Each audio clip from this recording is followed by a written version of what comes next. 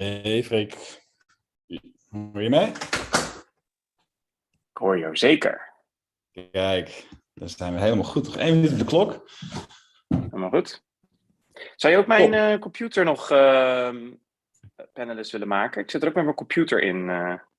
Ik maak jou even de host. Dus dan heb je de volledige controle over het hele systeem. Oh ja, dat is ook goed. En dat betekent ook dat ik de controle niet meer heb. Hè?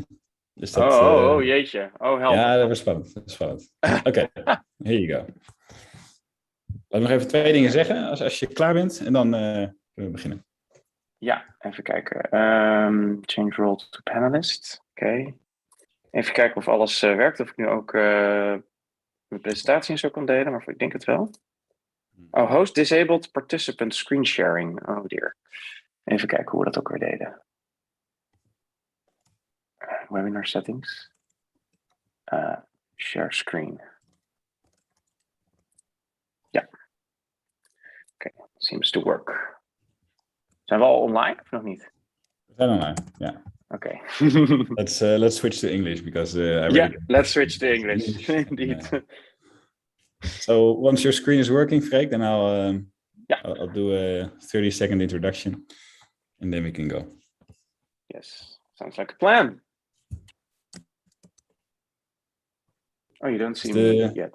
Yeah, there you go. Here you go. Hair, all right. Great. Yeah, hair looking good. Is the sharing okay? I think so. Yeah.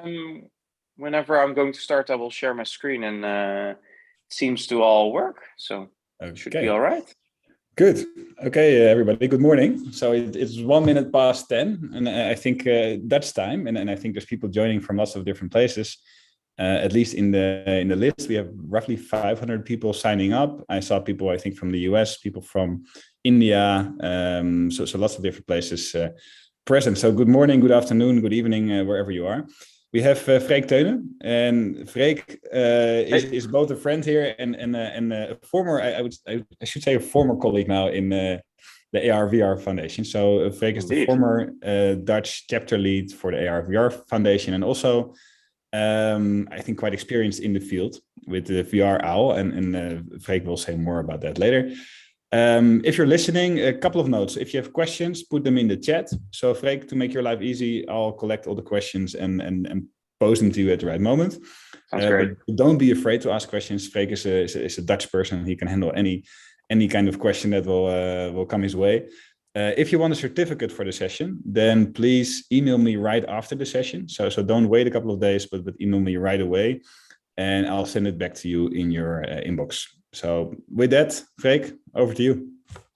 Have fun. All right. Thank you so much, Rens, and welcome everybody to this really awesome webinar about VR and AR and XR foundations. Let me share my screen with the presentation. All right. Everything seems to be working. So again, thank you, everyone. Today, I want to spend some time with you talking about virtual reality and augmented reality, but in a very practical sense. So my goal today is to give you tips and tricks on how to learn using virtual reality, and also how to learn about virtual reality, because I can expect that some of you have some prior knowledge about VR and AR, maybe because of earlier webinars, of stuff that you read online about the metaverse. There's a lot of stuff happening, but I also hear a lot of people that I talk to asking me like, what can I do with it now? Actually, a very interesting quote that I got from a talk that I'm going to do tomorrow, actually, for a group of people who are a little bit older than probably most of us. They said, well, we are not very interested in this subject, actually. And I asked them, like, why are you not interested in virtual reality and augmented reality? Well, it's just something that youngsters use to earn lots of money, and it's only just about money. Well, it's not. Hold on, that's stuff that you read online, maybe. about startups, about Facebook investing a lot, but there is so much more to it. So today is going to be very practical. What can you do today to learn in VR and to learn about VR? Before we dive into that, a little bit about myself. I am Freek Teunem, and here is a couple of pictures of me in the past using virtual reality. I have been using virtual reality since my studies. I studied creative technology in the Netherlands. And during my studies, I learned how to utilize virtual reality, augmented reality, and all kinds of new technologies in new and useful ways. So that's the whole point of what I studied. And it's during my studies that I first got in touch with virtual reality as a technology, because there were these PhDers using very early technology to try it. I fell in love with VR after the first time that I experienced it. Why? Because for me, it was a way of transferring emotions and feelings. If you're in virtual reality on a very tall, high skyscraper, it really feels like you are really high, and you get sweaty hands, and it's really an emotional type of technology. That's also why I wanted to utilize that in hospitals. In the middle picture on your screen, you see me presenting in a conference in Taiwan. I think it was back in 2018 with my business partner. We presented something called Playground VR. It's a virtual reality playground for children in hospitals that I will show in a bit. And because I was working with VR in healthcare, I of course had to try it myself as a way to reduce pain when you get your vaccination. So this is actually also being used a lot in the past. With COVID vaccinations in Rotterdam, where I live, there were special places where you could get your vaccination using VR, because it reduces a lot of the pain and a lot of the stress that people experience. So that's super interesting. One of the very first projects using virtual reality that I did during my studies was at a theme park in the Netherlands. It's called Efteling, and you can compare it to Disneyland, but a Dutch version of it. A bit better, actually. And there was this one attraction that was actually really meant for the entire family. It's you're floating through like a fairy tale forest, and it's a show, a bit like a Small World. You can compare it to, but different. And there's music, and there are these elves floating around, and there's beautiful music. But there was one thing not so beautiful about this attraction, and that's it. It was already a bit older, and they did not really build it for visitors with a handicap. So because of safety regulations, it was not possible for visitors with a handicap to access this attraction. And that's, of course, a big problem for a big theme park. What we did, what I thought of is, what if we use virtual reality, and instead of bringing the person in a wheelchair into the attraction, we bring the attraction to the wheelchair. That was the idea. And that's something I researched. It was, the research was quite well. And in the end, in 2018, this attraction actually opened up in the Netherlands, in Efteling. So if you're ever visiting the Netherlands and you go to this theme park, even if you're not in a wheelchair, please try it, because it's really good. It's a VR attraction, but the cool thing is that what you see on the right on your screen, there's this hole in the middle where warmth and wind and all kinds of effects come out. And the really cool thing is that if you are with your friends and family, that they can go into the attraction, and using a headphone, they can talk with you while you are in VR. So you experience the attraction simultaneously while one is in VR and the other people are, your friends and family, for example, are in the actual attraction. That's pretty cool. So that was my first project. And then later, as I said, I also started using virtual reality in hospitals. And this is a small video of that. So children in hospitals, they cannot play outside, and now in VR they can play outside together with other friends. Oh, here. That is. and they have a lot of fun with it. So I think also we were one of the first ones who were actually using virtual reality in hospitals. And I think in the Netherlands, we are really front runners. In fact, I think half of all hospitals are already utilizing VR in some way to reduce pain or for burn wounds or stuff like that. So that's super interesting. It's really utilized well. And last bit about myself. So a year and a half ago, I started working at the VR AR agency in Utrecht called VR Owl.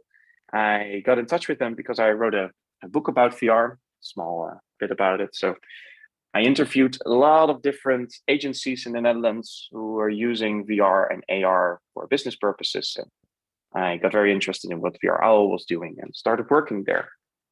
So because of that, now in the past year, next to a lot of projects that I already did in VR, now I have done all these crazy cool projects in augmented reality. So for example, we've created a configurator for retailers.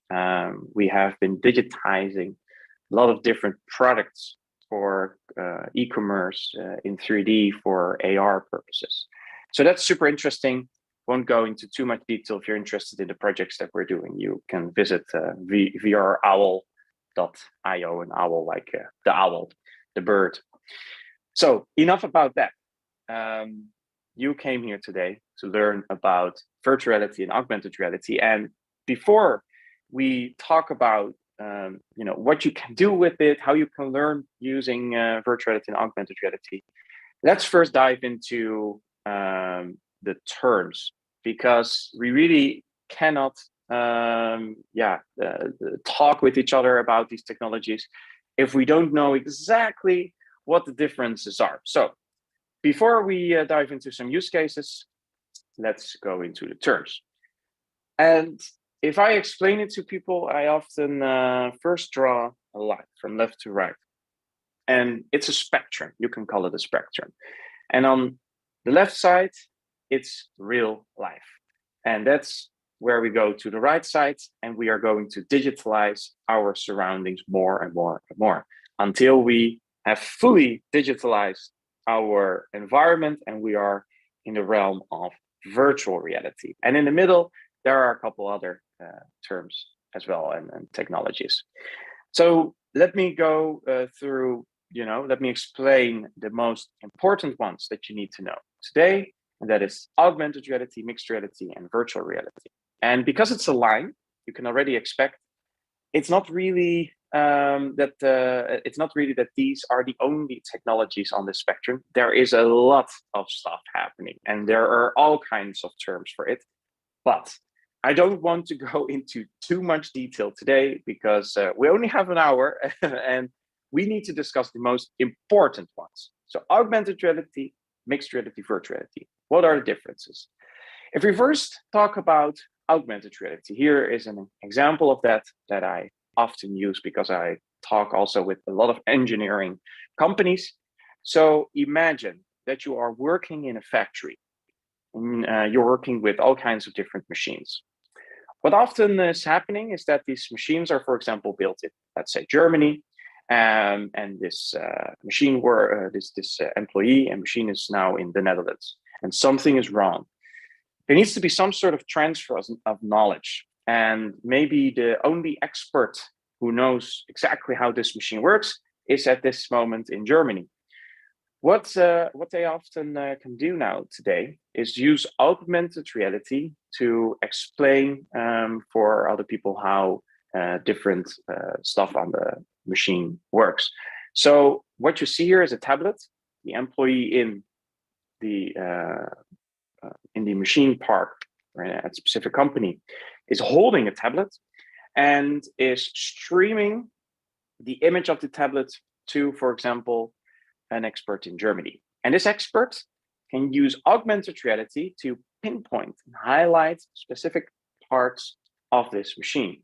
So for example, this person can tell, well, the red screws, don't touch it, and the green ones, you have to tighten it. I don't know. It's an example. So this information is superimposed as a digital layer on top of the streamed image. And in this way, people can talk and transfer knowledge in a very easy way. So this is, a very engineering kind of solution. We project data on top of a real image. Of course, we can also use this for entertainment purposes. I think most of you already are familiar with, for example, Pokemon Go. It was one of the first very popular AR apps where you can project a Pokemon in your own living room or on the streets. That's the same thing. So in this case, you're still in your actual environment. That's what you see. But using your tablet, you see extra information, a layer of data. But sometimes, especially in factories, actually, it's not super practical to hold a tablet like that. So now we get into the realm of mixed reality, very similar to what augmented reality is. But in this case, we are going hands-free. And we can do this using a couple of different headsets that are out there. HoloLens is a very popular one nowadays. We also have Unreal and Magic Leap and all kinds of other devices as well, but they do the same thing. It's a device that you wear on your head and you can superimpose data in your own surroundings, but you also have your hands free. So you can imagine that interaction in this case is different from a tablet, because now you can actually use your hands and grab the hologram or the 3D object and move it around, for example. And this image that you see right here, it also shows another interesting thing, is that different surfaces are also detected. So you have a surface on your table, a surface on your couch and on the floor, and you can pinpoint different 3D models on top of that. You can do the same thing with augmented reality using your tablet, but it's nice to that this image shows that. So that's the big difference between AR and mixed reality, I would say, is either using a handheld device or either using a headset and hands-free. And then if we digitize our surroundings even more, we don't see our environment at all anymore, we are in the realm of virtual reality. So with virtual reality, we can transport a user to a new location and sometimes also to a new body. And we'll get into more detail of that later. So in this case, you don't see your actual surroundings anymore, and you only see a fully computer-generated environment around you. And oftentimes you can also use hand tracking, but most of the times you're using controllers to interact with different objects in the virtual environment. So that's the differences between the most important technologies. And these technologies are all in the realm of extended reality. That's something you see often as well. And in this case, you can really see extended reality and the X as a sort of how do you call that? A variable that you've learned at school during math. So this X can be replaced for all kinds of digital new ways to change your reality and your surroundings. So can I ask a question in between? From yes, this is the perfect timing for that. Yeah. So I was hoping that the timing was okay. So the AR and also the MR situation, right, where you project something in the actual world. Could you explain a bit more, like how is that done? Do you need specific sensors for that? Do you need specific software layers for that? So how does that work? Yeah, that's a very good question. So I did not want to get into too much detail, but let me explain a bit further of extended reality, because the supporting technology for extended reality is something called spatial computing. And spatial computing, what is that? It already has it in the name. So you have a computer that we all know. For example, our phone, a computer, a tablet, doesn't really matter. And on the other hand, we have spatial data. And spatial data is nothing more than, for example, GPS, how do you say that? An image from your phone, from a camera. I already said GPS, and trackers. So that's the supporting technology for everything. That's within the realm of extended reality. So we need to track something. For example, if we go back to augmented reality, what this tablet is tracking, it's tracking the different parts of this machine. Because if you move your tablet around, these arrows and these highlights will remain on the exact same location. Otherwise, it's not really augmented reality.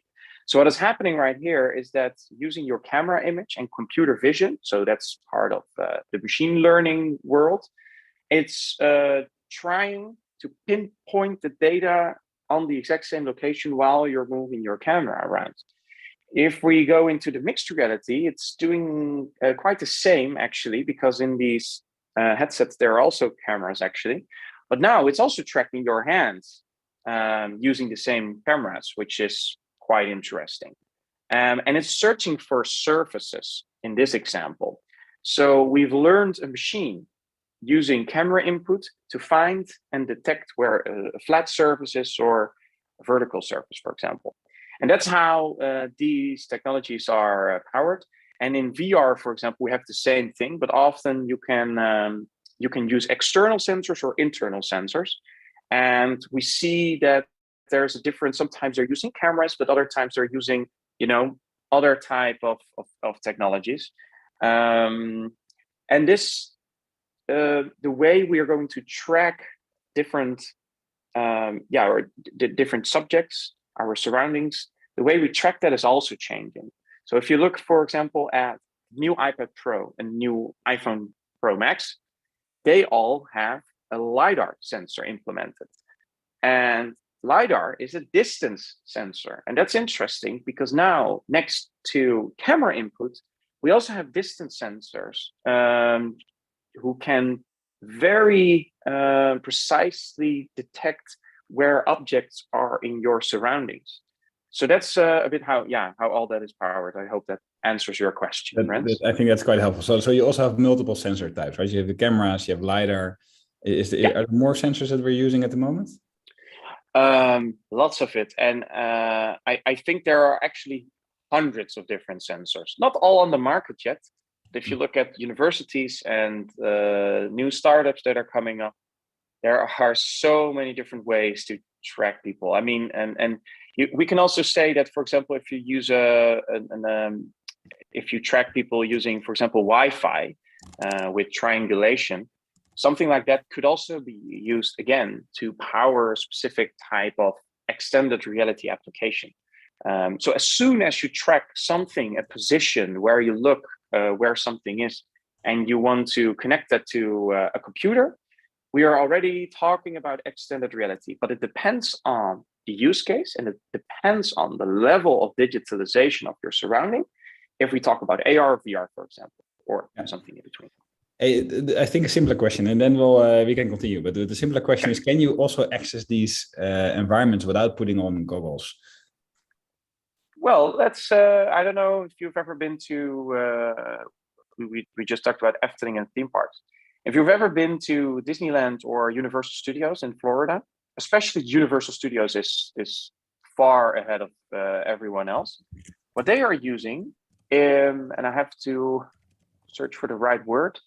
I think it's how do we call it again?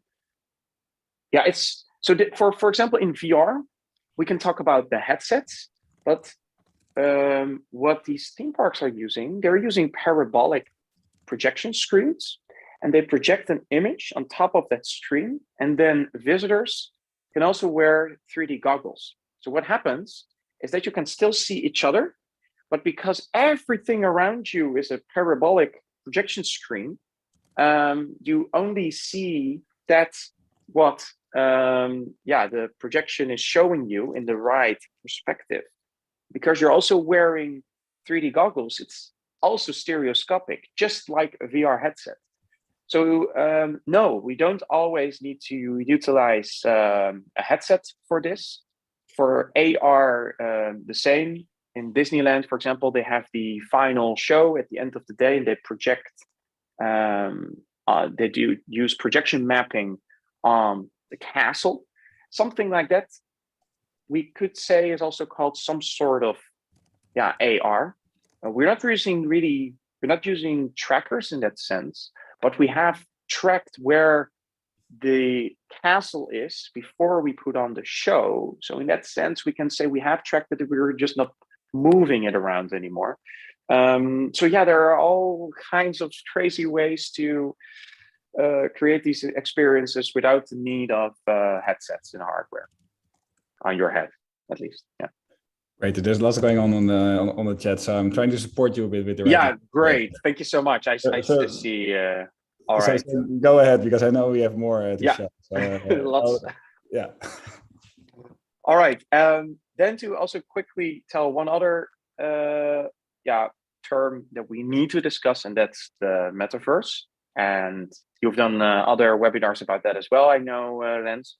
To really quickly, my perspective on it, I think metaverse has nothing to do directly with VR and AR. While nowadays, a lot of people say VR, AR, metaverse. It's like one breath almost. No, it's metaverse is something completely on its own, and VR and AR can be tools to access the metaverse. That's how I see it. But a computer or a tablet or a phone can also be accessed to reach these metaverse worlds. And these metaverse worlds, in my opinion, are three-dimensional worlds where we can interact and be together. I think that's, for me, one of the definitions I would like to use. And I think VR and AR is nothing more than just a tool to access this. So I would say it's really separated, but because Facebook is selling VR goggles and they're also, rebranded to Meta and also creating Horizons and Meta Worlds, a lot of people think that it's all, the same.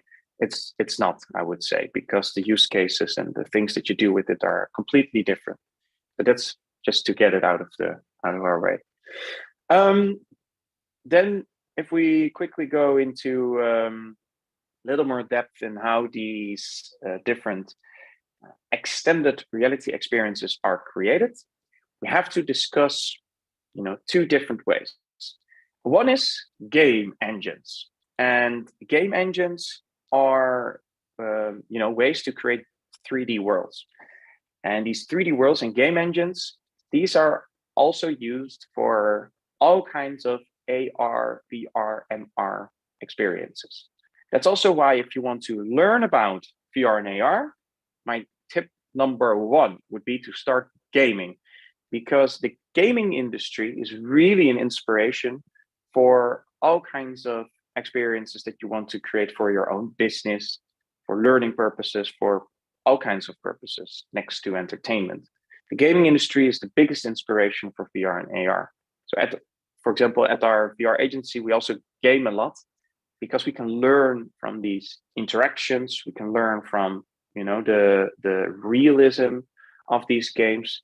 And the nice thing about it is that the gaming industry is the #1 industry for VR at the moment. So there's also a lot of investment going on right there. And that also means that there's a lot of progress being made. If we quickly go into two types of game engines that are mostly used, one is Unity. I will show a quick bit of how that looks.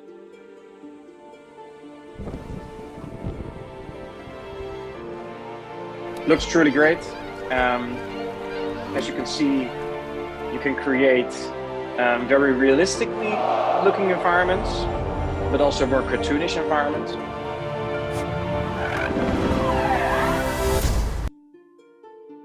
And another important game engine to mention is Unreal.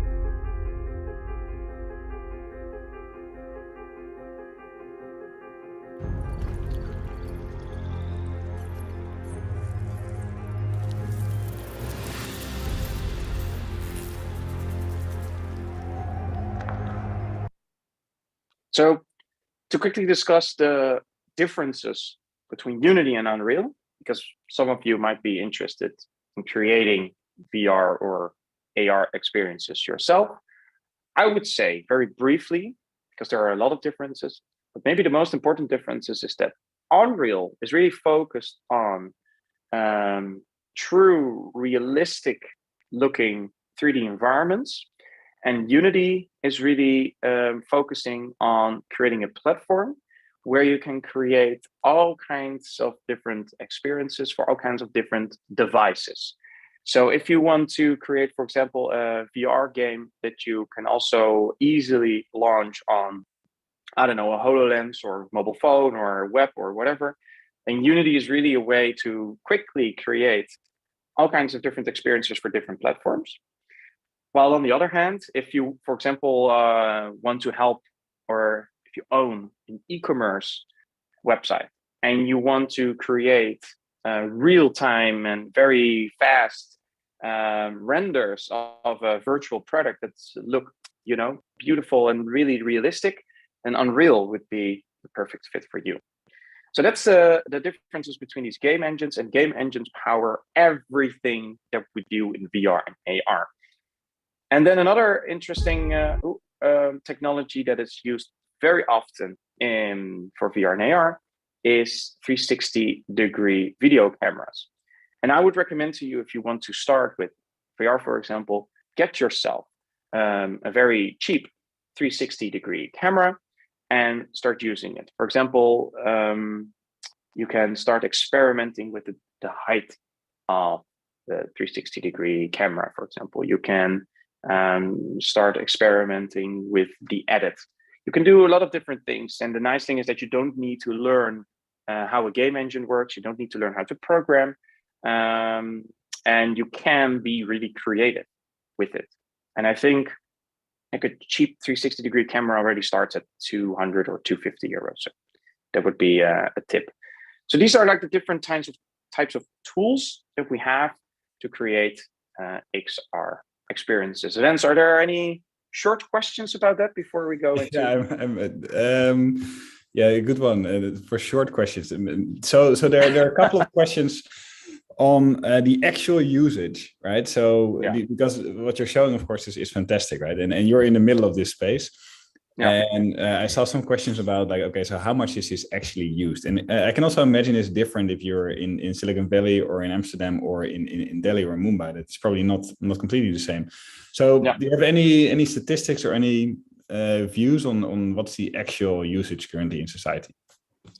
That's a very good question. So the actual usage on the different types of XR technologies is different. As you can imagine, AR is much bigger at the moment.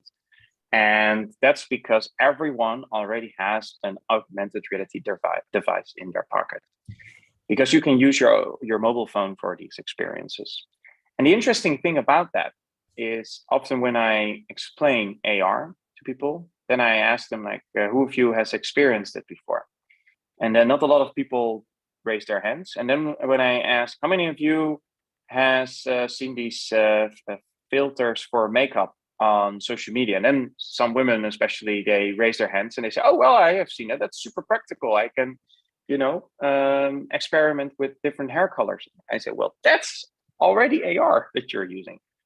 Another big company already utilizing AR in a really good way is IKEA. They have already an app for years that you really have to try if you're in the market to buy, new furniture, because you can place IKEA furniture in your own home. That's super practical, and you don't even need to download apps to use AR. As I said, it's already implemented on social media platforms. And if you, for example, go to Nespresso.com, try it after this webinar. Go to Nespresso.com on your mobile phone and click on the machines and then the original machines. What you will see is that when you are in the market for an Nespresso coffee machine, you can go on the website and augment a coffee machine in your own kitchen from their website. You don't even need to install anything. So usage regarding AR, I think a lot of people don't even know that they are using AR already. So the market is already, pretty big. And I think I have read an article somewhere that 60% of consumers have encountered AR at some point, but only half of them understood that it was AR. Then if we go to VR, that's different because almost no one has a VR goggle at home, right? You probably have some friends who have one, or like a cardboard, which I would not say is actual VR, but not a lot of people. But if I look into the larger industries, I think almost every company is already experimenting with VR training, because the use cases are very practical for that.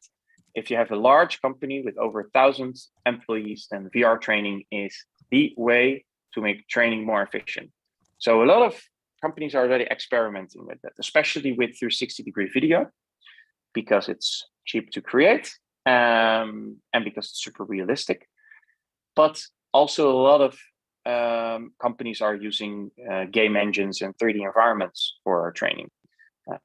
Because if you want to train how to operate a machine, you cannot really use a 360-degree video, because you maybe want to use like joysticks or actual actual control of the machine if you want to learn how to use it. So use cases are very different, and there are not really good numbers out there because it changes a lot. Corona has done a lot to it. So it's difficult to tell, but I also remember in the community session we had with the community here in the Netherlands, right? There were a couple of different theories for when the whole VR thing will take off, right? So some people really believe that it will really kickstart when Apple launches their VR device. Others were hoping for like very light and very practical goggles that you can just put in your pocket, so they're lighter and easier to use. Also, there are a couple of people really believing that we need this one master app, like WhatsApp or WeChat or Facebook, that is then in VR. So it's also a bit early, I think, in those cases, right? I think for some of you there are already killer apps out there, because for me, I use VR at home, especially for fitness and for health purposes. So approximately 3 times a week, or I exercise for like 40 minutes in VR. I use Beat Saber and O-Shape for that. That's a great way for me to stay in shape. And I use it oftentimes in the weekends or in the evenings to stay in touch with friends. And for that, I use Walkabout Mini Golf. So I mini golf with friends, and it's just a more entertaining way of keeping in touch with each other without video calling in general. One more question. I think it's very practical. What if you have an e-commerce website, right? You're selling goods on the internet. How easy is it to get that into a VR environment?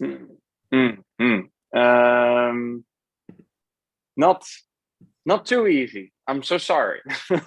It's not too easy, but there are ways of doing that. It depends really on the product that you're selling. So if you're selling small products, then an option for you to take a look at, write this down, search this. It's called photogrammetry. Photogrammetry is a way to 3D scan your products and to visualize that in AR or VR. And nowadays, there are already numerous different apps out there who are utilizing this technology and who make it really simple to create your own digital copies of your products. So search for Polycam, that's a great one, or Clone with a Q, that are my favorite ones, and try it, because you will see that it's quite easy to get like a 3D model, but there's always a little bit of cleanup that you need to do. That's the downside of it at the moment. But it depends on what you're selling, and if you're are willing to neglect maybe the small minor mistakes in the 3D scan, and you can already start utilizing it. Maybe for some clients it will already work to sell your product, and within 15 minutes you have a 3D scan of even a larger object. That would be a way to start doing that. And for other stuff, you really need to have a 3D modeler or 3D modeling skills yourself to create and recreate your products in 3D. I'm sorry. So you need some skills for that. Yeah. Thanks, Frank. Let's continue and not. Let's continue. Yeah. So I want to talk about very briefly about some interesting use cases. We have already talked about a couple of them. One is in the Netherlands, we have nuns, actual nuns, of Vught. It's called, and they are using 360-degree imagery to learn languages. And the interesting thing about that is that the use case is super simple. They have a 360-degree image of, for example, a French cafe, and then they ask you to put on the headset and talk about what you see in your surroundings, and how you, in French, say that you see the Eiffel Tower in far away, or how you order a café au lait. And it's just to make learning languages a lot more fun. And this use case costs next to nothing, because it's super simple to utilize and to do. You don't need to create your own software, and you can use already existing tools. So that's super smart what they do. Another interesting use case, which does require some investment, is something called Space Buzz. And it's an experience to learn about our Earth and the climate. And there's a thing that astronauts experience when they are in space, and it's called the overview effect. The overview effect is when you see the Earth from a distance, and you see how small we are, and that we're just floating around. And you get a sense of love and urgency that you want to help Earth.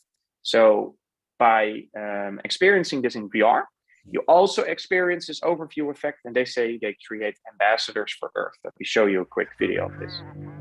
50 jaar geleden maakten astronauten deze It's in beelden Dutch, I'm van de sorry. aarde, gemaakt vanaf de maan. En hoe indrukwekkend dat ook is op beeld, volgens ruimtevaarders is het niet te vergelijken met de echte ervaring. Met je eigen ogen neerkijken op de aarde. En daarom is de Space Bus gemaakt. Een enorme raket met aan boord bewegende stoelen en virtual reality brillen. Daardoor is... This is what I wanted to show you. So this is what they did. It's super impressive. They have a trailer in the shape of a space shuttle. And within this space shuttle, they have multiple VR headsets. And this space bus, it drives to school. And then children can get into the space bus, get the VR goggles on, and then experience what it's like to travel to the edge of the Earth and to space. So that's an interesting one. Another interesting use case is in the US. They use VR as a way to create empathy for police officers about different kinds of mental health issues. So you're watching what it's like to, for example, have a psychosis and what happens in your mind, so that when they encounter someone who has an attack, that they know how to handle and know what's going on. And then I will just go to the next part, because otherwise we go way over time. Are there any questions, Rens, that we need to discuss? Let me give you one or two, and not too long. Yeah. So, yeah. Specifically on healthcare, and I know this is an easy one for you because you've worked in that space. So, what are the main applications? Is that for pain, or is it for boredom, or how is it used? I would say there are two main applications that are out there. One is pain management, and because it's already proven, it's called the gate control theory. That using VR, there are just so many ways that your senses are activated that the sense of pain is lowered. You call that the gate control theory. It's the same thing that if you pinch yourself and then swipe over it, that you don't feel the pain anymore, but you feel that you are, touching your hand. So pain management is the number one use case. The other one is information. So a lot of times, I don't know if you've ever been to a hospital, a lot of times it's very unclear what is going to happen to you during a procedure. And now in VR, you can experience something called a sort of a patient journey. So you can already endure what you're going to do in a few weeks when you have a specific operation. And that's to make sure that people don't experience so much stress and that they understand what's going to happen. It's a very great way to inform someone. Clear and very interesting. All right. Another simple one. What are the tools to get started? So I think people are enthusiastic. So Great. what are you recommending? That's the next chapter. Okay, So where to start? Let's dive in. Let's dive into that. And in this case, I'm going to show you this picture. I call it a VR safari. That's my number one tip to get started. And what is a VR safari? VR safari simply means get out and experience VR for yourself. And in this case, you can really create like a strategy for your own VR safari that I will go into in more detail. But it basically means that you really stop, watching videos about it or reading about it, but really start experiencing it.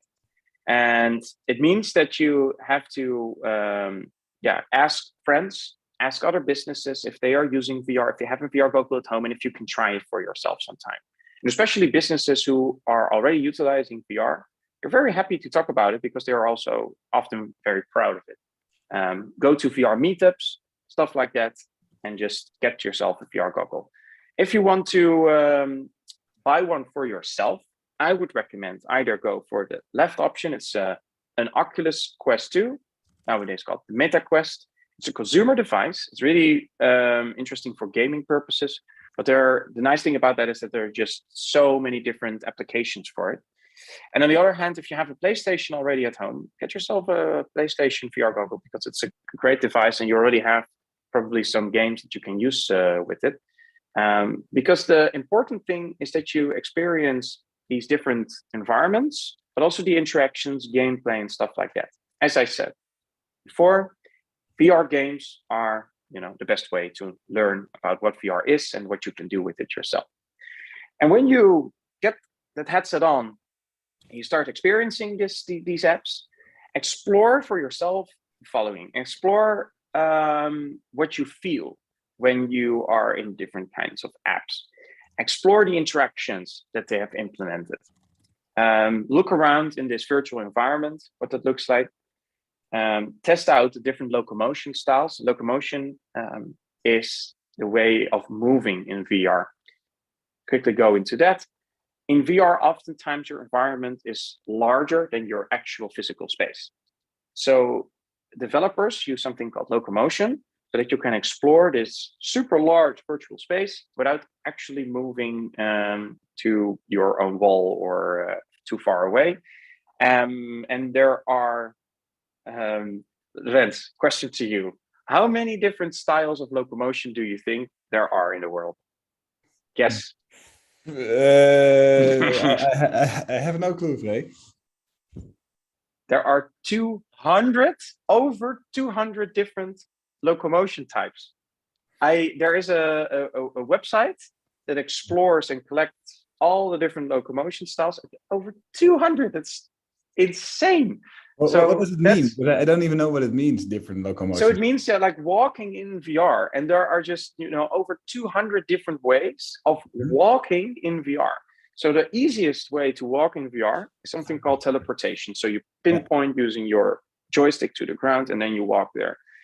But there are also apps that let you, for example, do this as an interaction. And when you do this, you walk around.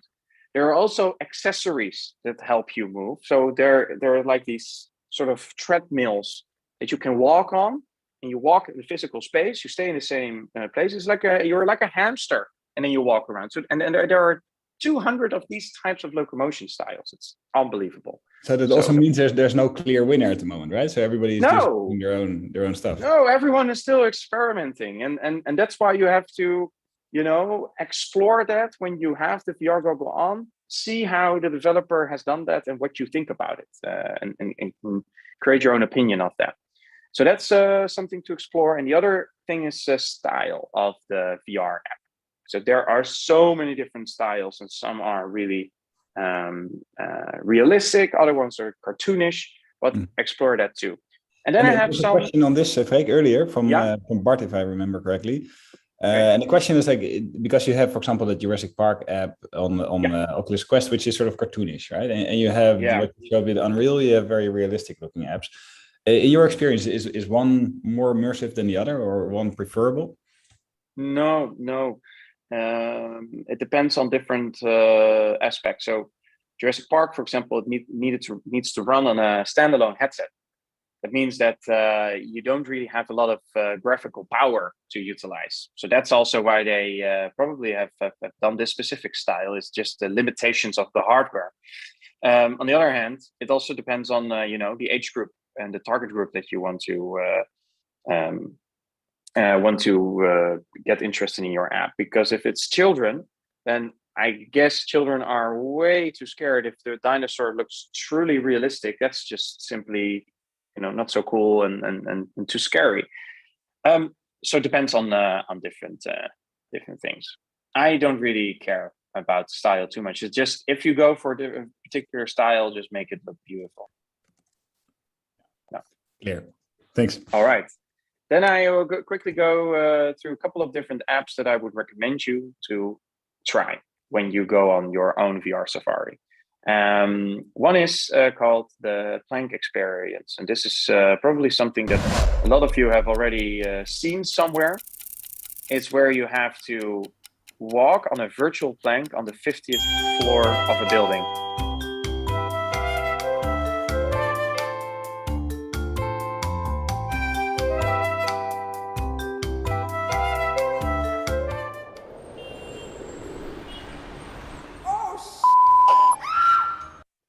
And as I said before, I like VR because it's a way to transfer emotions and to get people emotional. And this is definitely one of the best experiences that you will see when others do it, that they get sweaty hands and are just truly scared. While we all know that you're just walking on the ground and not actually walking on a plank on the 50th floor. So that's interesting to experience yourself. Another great tip is an app called Vermilion. It's super new. I've tried it myself, and I would recommend this app because, for one, it utilizes really the newest technologies. So it also has an sort of AR functionality using the VR. So you can pinpoint this this canvas in your own room. It's super interesting and very experimental. And you see that they really took a lot of care to simulate, the different brushes and paint to make this really realistic. So this is a great app. This one is called Vermilion. And the other app is called Richie's Plank Experiments. I already saw people asking about the names. Another great tool to try yourself is Glue and Altspace VR and all kinds of different multiplayer experiences. As I said, if you're interested in learning, and for example, you want to learn new languages, go into this, multiplayer VR spaces and talk in a different language to other people. And they will probably be very enthusiastic to teach you also how to speak their language. And it's just a great tool to socialize. And for example, if you're also scared of presenting, try presenting in VR, because that's a great learning tool to overcome your own fear. What is the name of this one, Freek? Yeah, there are multiple ones. So this is a picture of Glue, but you also have Altspace VR. You also have Big Screen. You also have Horizon. Just on the Oculus Quest, search for social, and there are like tons of different apps for that.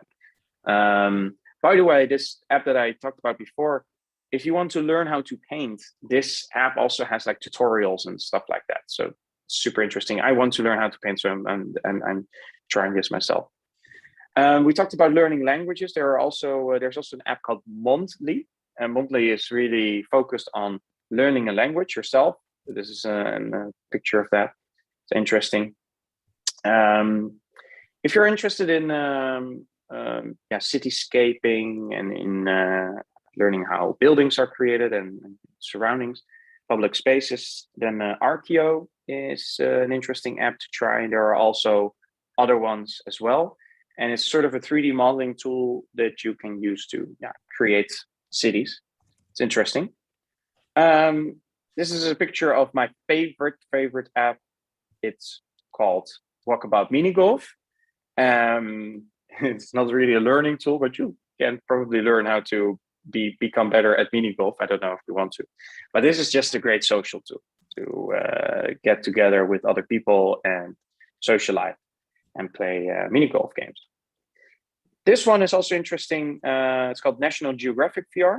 And as I said before, there are multiple ways of locomotion, right? And the Antarctic experience within National Geographic has a really great way of moving around. So you're in this kayak.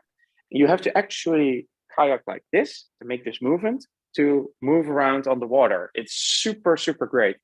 And of course, the mini golf also has an interesting interaction because you hold your controller like you're holding a mini golf club. So it's super interesting how these developers created that. And if you're really into more experimental stuff, then SideQuest VR is a great tip. On SideQuest VR, you can, for example, also get all kinds of helicopter training simulations, crane simulations, all kinds of crazy stuff. I think there's also an app to explore all these locomotion types. So SideQuest VR is a really great tool, but before you can start using it, you have to put your Oculus Quest in developer mode. So search online how you can do that. If you want to explore 360-degree video, jump into YouTube VR and experience 360-degree video really in VR, in 360. That's a great way. And there are like millions maybe of 360-degree videos already out there. And like I said before, the tip is to get the camera yourself and also put that on your own VR goggle and see what that looks like and feels like. Any questions on that event? I think I have my last part is really quick. That's like a great. I have a couple more questions that are still here on the list. So for clothing industry, let's say you sell clothes. Is there any particular thing that they should know or any best practices in the market? So clothing, what you need to track is full body tracking, right? So what you can look for if you're in the clothing industry, look for TikTok and Snapchat functionalities for AR clothing because they offer full body tracking. If you want to do something like this in VR, I would explore something called maybe Ready Player Me. That's it's a sort of an avatar creation tool. And their business model, I think, is also to collaborate with brands and clothing fashion brands. And you can clothe your avatar with particular clothes. So that's interesting. Maybe that's like the two on the top of my mind. Okay. Nice one. So there's someone asking for your feedback. Claudia's asking for your feedback on a VR project. So I'll send it over to you. That's I think a nice one for anyone. For anyone, I have contact details on my website, and I'm very active on LinkedIn. So if you search for me on LinkedIn, just add me, and you can ask me anything. Okay, I'll share your profile right away, Efik. So we do everything. Oh, yeah, that's great. Cool. Yeah, that's great. Let's go with the last best practices, and maybe you have room for one or more questions afterwards. But let me definitely make sure they can get in touch. Yeah, that's good. Let's go through this just very quick. This is just some tips, some general tips. If you want to utilize VR in a business or at your school or inside an organization. Keep in mind that when you start utilizing it, don't get a VR goggle immediately. And this looks very, very large. This is exactly it's meant to scare you. So what I see is that some people they get a budget to start doing VR, and the first thing they do is get a VR headset. Don't do it because there are so many different headsets out there. First, think of the application that you want to use it for. And then search for the best headsets that you can utilize for that, not the other way around, please. Then some general tips. Keep in mind that you want to do everything hygienic. So get yourself non-alcoholic hygienic wipes. The alcoholic ones ruin your headset. Make sure that your headset is always charged. If you use a headset like an Oculus Quest, it's got a 6DoF headset, make sure you draw your surroundings, you guard yourself that you don't walk into a wall, and make sure for first timers to limit your experience to 20 minutes maximum. because after 20 minutes, the headset will become a little, heavy, and it's not very nice for you. Then regarding cardboards, don't utilize this for, real VR kind of stuff, but this is a great tool for marketing or for teasers. But if you really want to get the full VR experience, get yourself a true headset and forget, the cardboard for now. Also make sure at your organization that you have a couch, for example, if you want to share VR goggles, that you have a couch and maybe a screen where you can cast what someone is seeing. And if you want to limit the amount that someone can move, get yourself like this small sort of, how do you call it, mat. They're also called proxy mats or mats. This is €10 mat. And the nice thing about that is that you feel that you are getting off, your physical spot, and you don't walk into the wall. That's it. Super quick. Thanks, Freek. That was amazing. I think we made it through most of the questions, and so if you're listening and your question was not answered, then apologies on my behalf, because I tried to make the list and update the list the whole time. But I hope you learned something, Freek. Thanks so much. Very insightful, very, very useful, and I think we covered a lot of ground. So thanks, and exactly 11 o'clock here in the Netherlands. So with that, we turn out. Thank you. Yes, thank you so much, and thank you everyone for joining. Okay, bye-bye. Bye.